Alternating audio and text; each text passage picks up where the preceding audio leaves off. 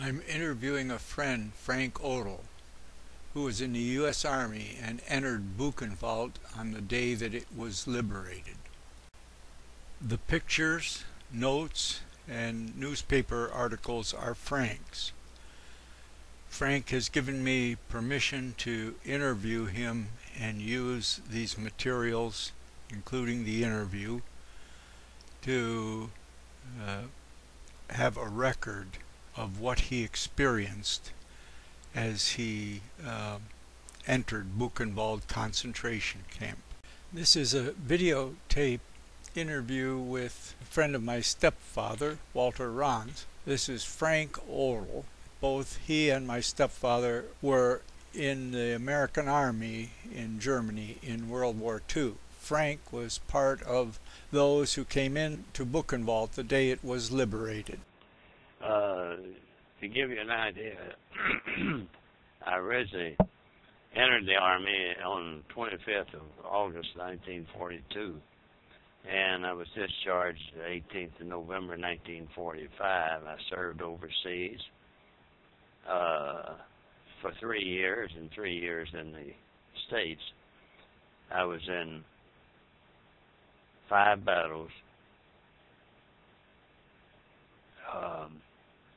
Normandy, northern France, Rhineland, Central Europe, and Ardennes.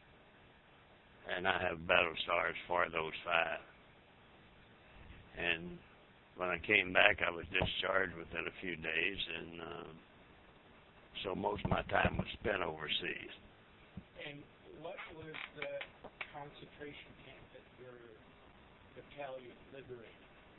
Well, my battalion didn't actually liberate it. It was liberated by other troops, but we were all congregated together. It was Buchenwald.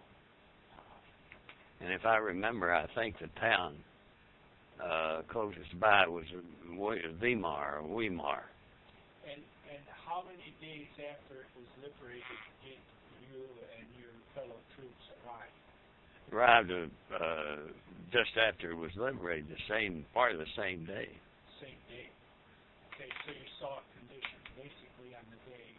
Yes, plus as we got within 5 miles of the camp, why, you started to smell it.